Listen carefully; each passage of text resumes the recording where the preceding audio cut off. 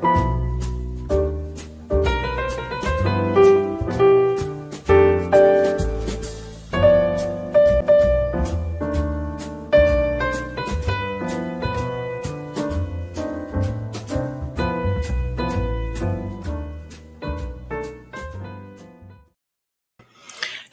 traders, welcome to Charts and Coffee. Hope everyone is having a good Tuesday morning. All right, we're taking a look at the S&P on this chart. It's on the daily time frame, and I'm going to walk through. Of course, if you have any questions, feel free to type them in. First come, first serve, and let me know what you're looking at, any questions that you might have.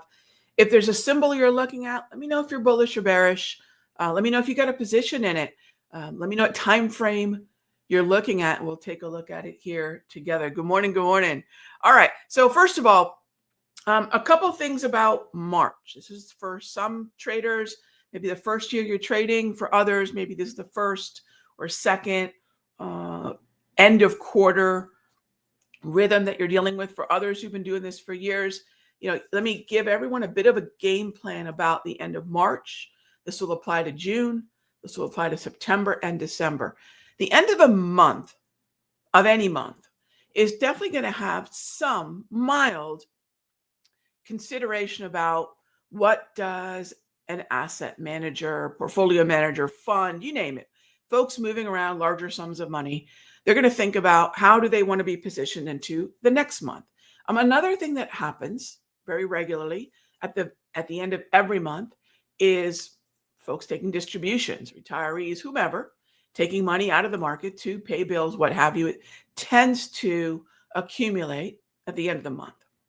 The reason the end of quarter becomes so much more significant is because the third Friday of every quarter is triple witching. Triple because there are three things that are expiring: the futures options, and stock options. Even though it's quad witching, that really doesn't count. There's no quad, it's triple. Either way, we know there's a bunch of things that are exhausting, and then boom, we go into the end of quarter. End of quarter is far more significant than end of month. And here's what you need to be aware of. We went through a lot of details on this yesterday when we did our swing trading session in the mastery. So let me give everyone the Cliff Notes version. Around mid-month of the end of quarter month, there's going to be a drift. Not in every sector, not in every stock, not in every index. There will tend to be a drift. It could be a drift lower, or it could be a drift higher. Because remember, if you're managing a large sum of money on the 31st, which lands on a Monday this month, are you suddenly buying and selling whatever it is you need to do? Or do you have a plan at the beginning of the month? Maybe it's been a plan that's been percolating for the better part of 6 or 8 weeks, and you're thinking, this is how I need to be positioned. And if you're moving a large sum of money, you need some time to be able to do that. It could be unloading positions that you no longer want. It could be increasing size, or even initiating positions and things that you do want, with the outlook of what Q2 and beyond could present. Well, what is Q2 and beyond presenting for us? Well, if you take a look at the mid-month drift, you can definitely see with the S&P, the NASDAQ, the Dow, the Russell, it's been higher. A number of sectors, while still very much in downtrends, have been drifting higher. And this is where downtrends, and we did an entire newsletter, entire issue on how brief bearish markets or downtrends tend to last in modern day markets. What do I consider modern day? Really, I would say anything from about 1999 forward, but really, for sure, any behavior that we've studied from 2007, 2008, around the financial crisis forward, because that proved to be a time where central banks really started to show their cards, show their hand, and reveal just how meaningful their ability. They understood that they could change the tides. They understood at that point of time that they could monetize debt. They understood with all the tools at their disposal, they could come in and be accommodative, print money, lower rates, etc. We've seen this a number of times since. We've seen this in 2019. We've seen this in 2020 most markedly. So keep that in mind. Downtrends don't last that long. And this quarterly mid-market drift has certainly been favoring the bulls. And if you don't have a game plan for this, now that you've got a good idea of what to look for, come check out what we're doing in the mastery, and you'll see we put a game plan together for movement like this exactly. All right, so let's get into our questions here. And first up is, I'm looking at Tesla. Any thoughts? Sure. So again, let's mention something that probably isn't talked about enough. And I noticed this when I'd watch these disagreements on Twitter. The first thing to determine as a trader, and I actually don't consider myself an investor, even my longer term positions, some of which have been decades long, I still view from the perspective of a trader. What's the difference? Timing, entry, exit, those are far more emphasized in trading than in, say, in investing. There's different things that both will do, but even if a position is going to last 20 years, I still consider myself a trader. So the first thing is, which time frame are we going to look at? Right? That's got to be the first thing. Is the time frame a shorter term time frame, 5 minute, 1 hour? Is it a longer term time frame, a weekly? Which is it? That's the first thing. Because if we don't have our time frame, we don't have a time horizon. What's the life cycle of that trade? How long could I plan on holding it? Now, sans that, I'll just default to the daily. And for the most part, I think there are far better stocks to look at on a daily time frame with, say, 2 to 10 to maybe 21-day time horizon, meaning my entry and my exits will be in that window, right? Day trading, we won't know until the day starts as far as what it is that I want to do. But in terms of the weekly, that's the one that gets interesting. The weekly could be a very interesting level, because we did not go test the volume ledge around 175, and the lows that were put in most recently the week of March 10, and then again the week of March 17, really did cling to the volume at around 219, 220. Again, why do we look at volume? And notice I'm not talking about a histogram sitting along the bottom of my screen. That is really not that helpful. What is helpful is not what day volume occurred, but at what price volume occurred. And so price-based volume, this could be an anchored VWAP. This could be volume profile, value area highs, value area lows, point of control. That is specifying, hey, this is what happened at this price level. Did it have a lot of attention or very little attention?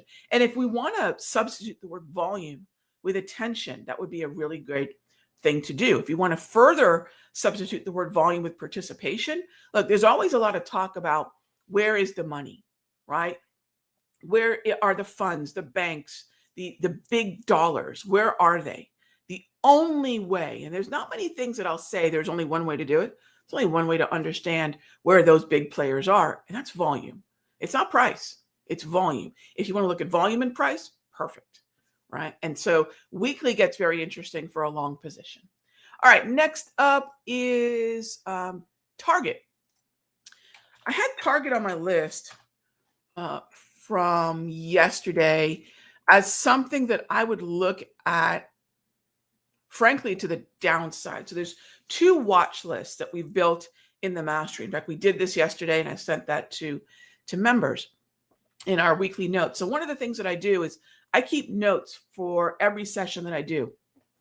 This allows me to keep track of what is 2 hours of conversation that I'm having with active, educated traders in the Sector Secrets Mastery. And the second thing that's cool is I can look at the way these lists are evolving over time.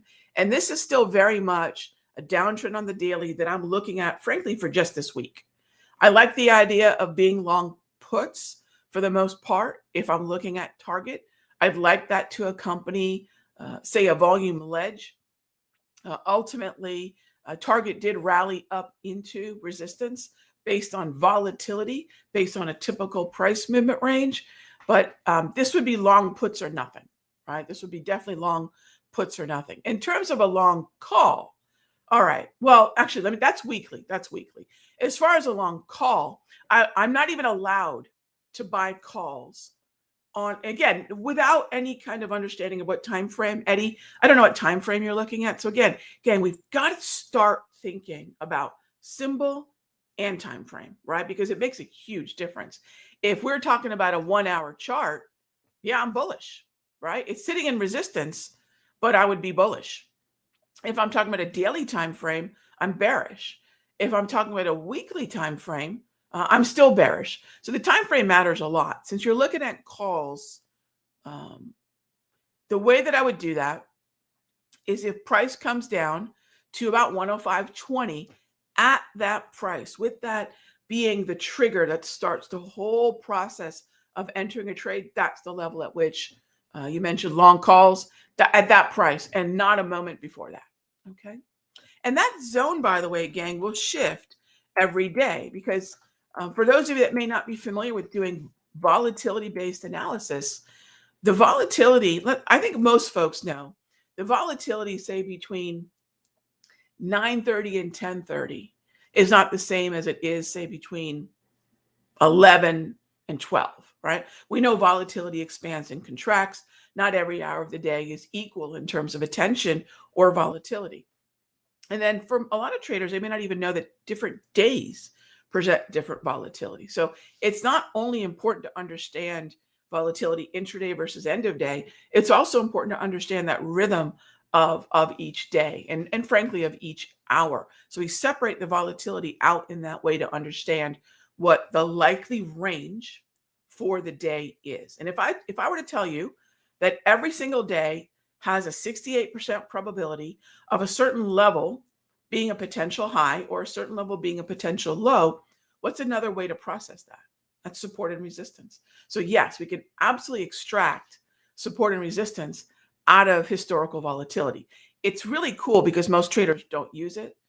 They don't have a calculation for it, and it gives us a really good edge. If we're talking what edge is, edge first and foremost is discipline and clarity. But then after that, what is the edge? What levels am I seeing that are going to give me an advantage to be able to build a position from, where later on other traders, investors, whatever, market participants come in and then move the position in the direction that I need. Remember, we're never alone in a winning trade. We could be first, we could be in the middle, we could also be last, but where am I in that participation cycle, right? I don't need to be first. I certainly can't be last. And so the idea is, what's the advantage it gives me? A timing advantage to entering a position. All right. Next up is Hood. Jody, long term. So again, long term could be daily or weekly. Weekly is beautiful. Jody, this is what we look for. Weekly time frame, Robinhood, sinking down into the zone between 40.5 and call it 34.25. You can see here the week of March 10, absolutely sunk in that range. It was in it as well on the week of March 17. That's the zone. I will not chase it higher here. The zone came and went. Doesn't mean it may not revisit it though, right? But now that we've identified what the zone is, and if you want to be even more specific, here are two price levels to keep in mind. Keep an eye on 39.25 and keep an eye on 38. That area would be absolutely fantastic if you want a specific and fairly narrow area to build the position in terms of what I would look at, where a mean reversion has a volume overlay. That's what I look at for that longer term. And the weekly would definitely be the way to go. All right. Next up is question on Allstate. Okay. You know, KIE has been very interesting in terms of the insurance sector movement. So again, time frame wise, again, I'm not going to be buying up here. Again, I'm just going to presume the daily time frame unless otherwise mentioned. I cannot buy Allstate until it gets, frankly, a good bit lower than it is right now, probably closer to 200 on that. All right. Next up is, let's see, Tesla. Question going back to Tesla. All right. Question is, there was never a warning from December to March. There was never a warning. So the question is, at what point would we know that the trend is, I don't know what you're looking at, iPod, but I can show you my chart. So quote unquote warning. What's a warning? Well, we know that and this is in a daily time frame, by the way. So take a look at the lower row of my tools. This is the top tier multi-structure. As of the 12th of November, we had an uptrend, which lasted until the 31st of December. So that segment of time was an uptrend. And I look at the lower row of colors. This isn't something that we change settings on. There's nothing to tweak. It's looking at specific characteristics of price action and participation and says, yes, the participation likely is going to have some decent follow through. Things got pretty volatile, though, before the trend was ultimately broken, which again was that December 31st. As of December 31st, I'll still be mildly bullish because if the trend that preceded, right, the trend that was bullish, I'll be more a fan of buying over sold support. Okay. And that's if I even want to prioritize chop. So that would be, you can see here, there's a Darvis support level at 373.62. If I wanted to see a mild bounce without the expectation of a higher high, that shifted absolutely on December 31st. All right. When did things start getting bearish? Well, the first shot across the bow was probably January 2. Notice I have a red candle there. And then it didn't go red again until, and here's how if you're looking for a warning using the tools that I use, 1, 2, 3, 4, 5, on January 31st, this is no longer a symbol that I'm even allowed to buy calls in. 5 red candles in a row. All right. So again, depending on the tools you're using my tools, that's how it would look. So first warning, if you will, to use your wording, end of the trend, the 31st of December. End of any type of validity for long calls, specifically 1 month later on January 31st. That's how precise you can be when you're looking at the structure and you're looking at participation and price. So that's it. Was this something that we could buy calls in? No, I'm not even sure why anyone would buy calls once the structure shifts. But of course, everyone's looking at slightly different tools. That is what I'm looking at. And by the way, when did the downtrend commence? And in the most conservative way, this market, forget the 5 red candles in a row. The minute I have a red candle, there's a warning. 5 in a row, no longer even a bullish outlook. As of February 12th, this has been in a downtrend. So that's, I don't know if you want to use the warning or if you want to use, what is the signal? As of February 12th, and you can see it right there on the bottom of the screen. Notice we have 2 of those magenta dots in a row. That's when the downtrend commenced. The downtrend is wobbling as of right now. It's not a broken downtrend, but it is wobbling. So we can keep a close eye on it. Will be interesting to see what Tesla is able to do around 283 to about 289. It's still got a lot of overhead pressure. All right. So that is how you can read these charts and get an idea of directional bias.